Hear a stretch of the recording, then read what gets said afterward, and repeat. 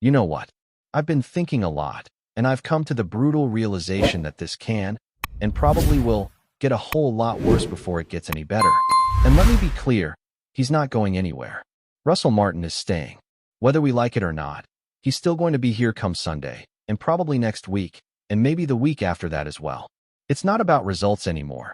It's about the sheer incompetence at the top of this football club. There's this complete and utter disconnect between what's happening on the pitch and the people making decisions off it. From the boardroom to the dugout, it's shambles from top to bottom. And I'm not just talking about Kevin Thelwell. I'm talking about the entire circus around him. His son, his uncle, his cousin's dog, his nan's budgie.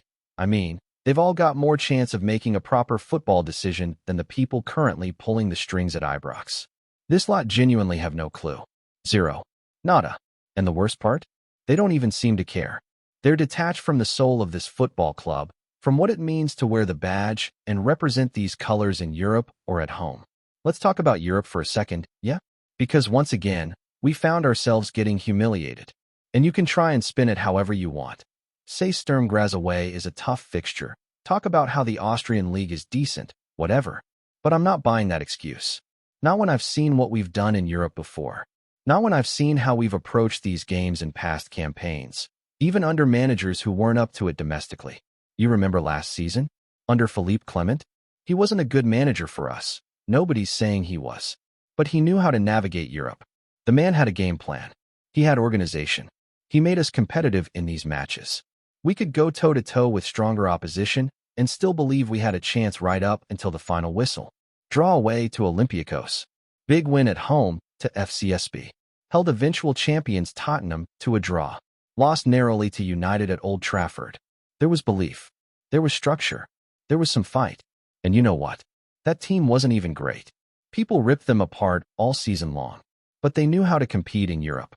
They had character. This lot under Martin? Nothing.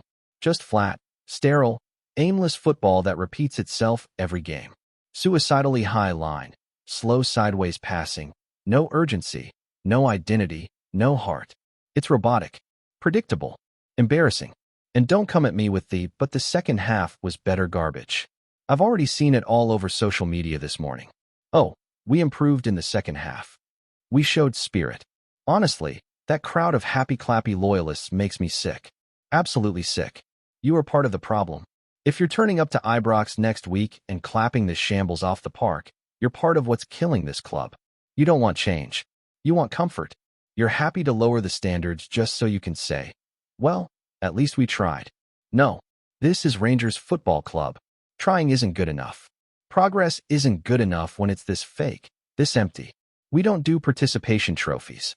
If you're satisfied with this level of performance, this level of management, then you'd be better off watching Partick Thistle, or Livingston, or go support Queen's Park and enjoy your day out with a sausage roll and no expectations.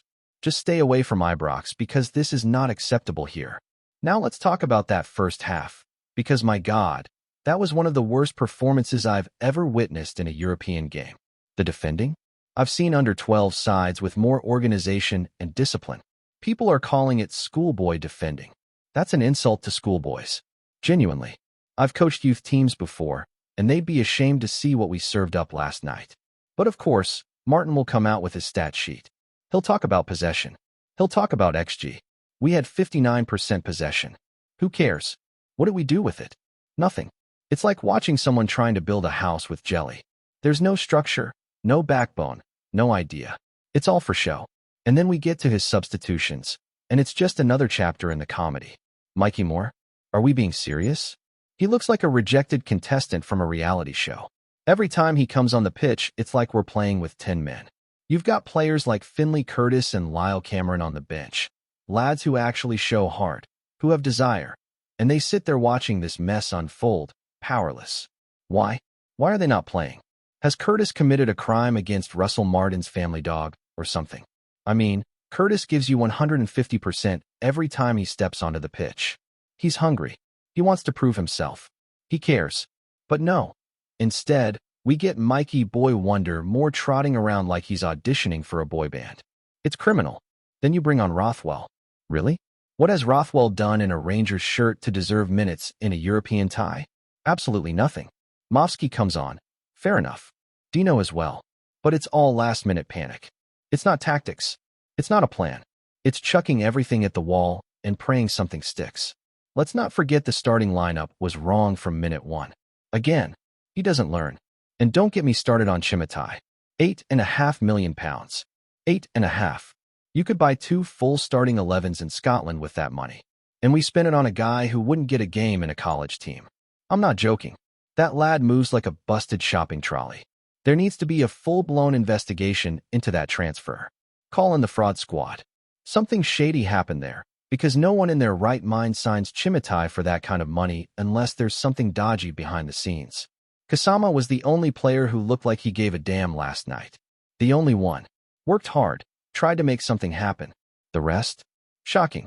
Fellow Asgard might be the most pointless footballer I've ever seen in a Rangers shirt.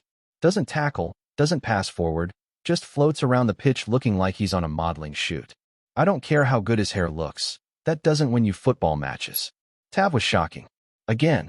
John Souter, an embarrassment. Cornelius? Meh. Maybe the least offensive of the lot. But Momo? He was atrocious.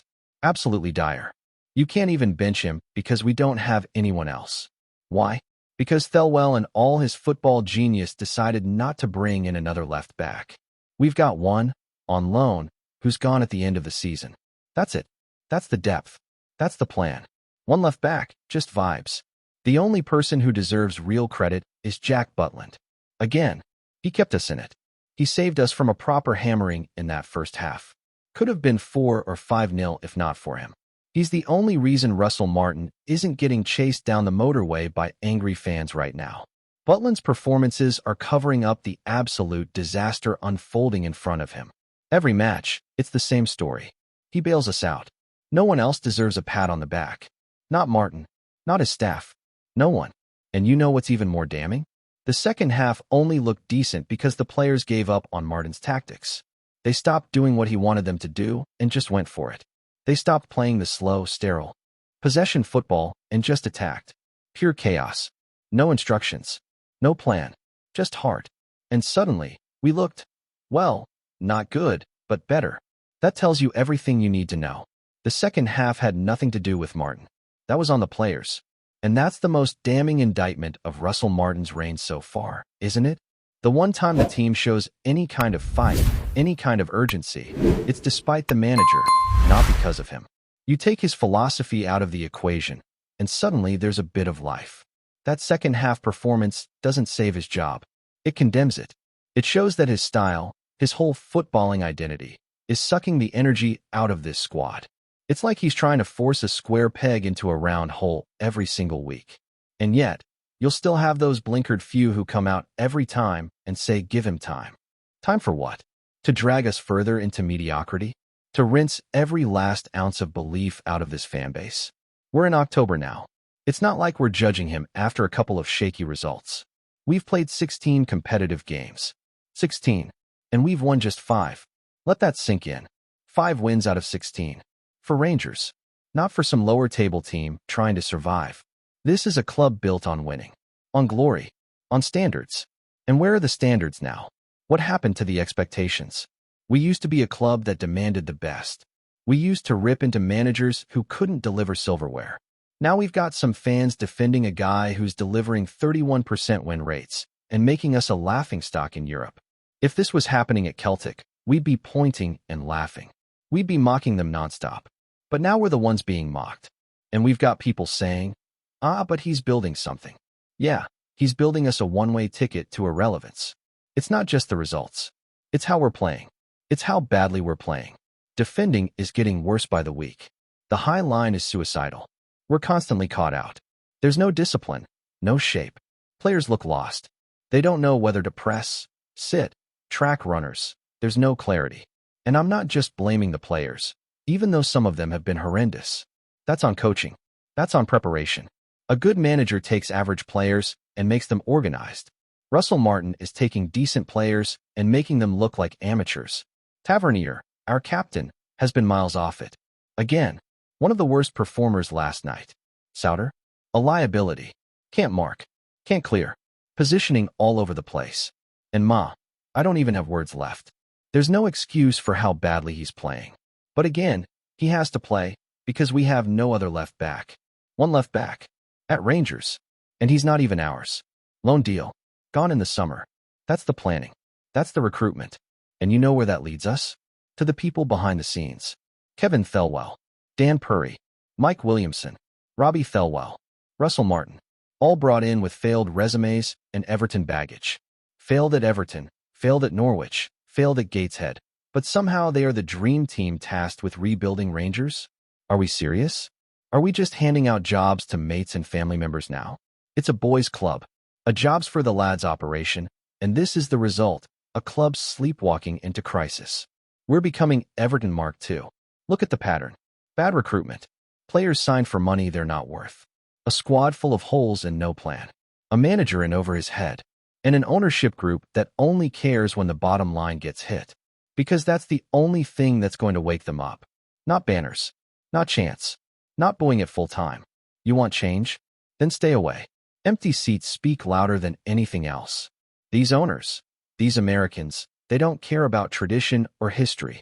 They care about revenue streams, sponsorships, ticket sales, merch numbers. The only way they'll act is when that graph starts going the wrong way. So if you're going to Ibrox week in, week out, clapping along and singing through 90 minutes of this rod, I'm sorry, but you're enabling it. You are giving them the numbers they need to keep pretending everything's fine. Stop showing up. Make them feel it. And let's be real here. This is one of the worst Rangers sides I've ever seen. And I've been through the wars with this club. I was there during the financial collapse. I watched us get punted down the divisions. I saw the rebuild under McCoist with bargain signings and part-time players. And even that team had more fight than this one. I'd take Ian Black back in a heartbeat over some of these lads. At least he had guts. I'd take Waghorn, Templeton, Halliday, even Warburton as manager, because as limited as they were, they fought. They wore the badge with pride. This squad, this staff, they're dragging the badge through the mud. And it's getting harder and harder to watch. It's not just the results anymore. It's the feeling, the atmosphere, the disconnection. When you watch Rangers now, it doesn't feel like Rangers. It feels like an experiment, like a failed science project run by people who learned about football from PowerPoints. Look at the Europa League table. We're 32nd, lost both matches. At this stage last season, we were fighting for top spot. Now we're rock bottom, with our reputation in Europe hanging by a thread. And I know people will say, yeah, but there are other big names down there too. Salzburg, Fiorentina, Celtic. I don't care. This isn't about them. It's about us. It's about what we expect. And right now, we're failing to meet even the bare minimum of expectations. And you know what? I'm tired. I'm tired of waking up every morning and refreshing the news feed hoping, praying for some kind of statement. Some sign that someone in charge has a pair and is ready to take action. But it never comes. Every day it's silence. Every day it's another excuse. And meanwhile, we're slipping further and further away from where this club is meant to be. Before we continue, make sure to subscribe to our channel and turn on notifications to get all the exclusive news about Rangers FC. Don't overlook any details about your beloved team. It's crucial for Rangers FC fans. Whispers are swirling through Glasgow tonight as one of Scottish football's boldest moves threatens to shake up the old firm rivalry like never before. Cameron Carter-Vickers, the American defender whose towering presence has long been a bulwark for Celtic, is reportedly on the verge of swapping green for blue, with sources hinting he's set to seal a deal with Rangers. The mere notion has sent shockwaves through the Parkhead faithful, who've grown used to his unyielding tackles and aerial dominance over the past seasons. The rumor mill suggests the deal has been quietly progressing behind closed doors, with Rangers eyeing Carter-Vickers as the defensive linchpin capable of tightening their backline for the grueling campaign ahead. Known for his physicality, intelligence on the ball, and uncanny ability to read the game, the 26-year-old has often been the difference between a nervy Celtic clean sheet and a flurry of panic in the box. To imagine him lining up in Jair's colors is enough to ignite debates across every Glasgow pub and sports forum. While neither club has confirmed anything officially, insiders indicate that Carter-Vickers' move could be imminent, possibly even before the transfer window slams shut. Rangers supporters are said to be quietly ecstatic, seeing in him the type of commanding presence that could stifle not only Celtic's attacking flair, but also add a steeliness that has sometimes eluded Steven Gerrard's side in crucial encounters. Meanwhile, Celtic fans are left reeling, murmuring about betrayal, lost leadership at the back, and the challenge of finding a replacement of equal caliber in such a short time. Talk of the transfer has also sparked speculation about how this move might tilt the balance of power in Scotland. Could Rangers finally claim a psychological edge in the Old Firm clashes? Would Celtic respond with a splurge in the market, or double down on homegrown talent? For now, all that's certain is that Cameron Carter-Vickers' next whistle could be heard from the Ibrox terraces, and the echoes are sending shivers down the spine of Parkhead. In football, as in life, rumors often carry a sting, and this one might just be the fiercest yet. Greetings, fans. Make sure to hit that like button and subscribe to the channel, as it's greatly appreciated by Rangers FC. And don't forget to share your thoughts on the news in the comments section below. Until the next video, stay tuned.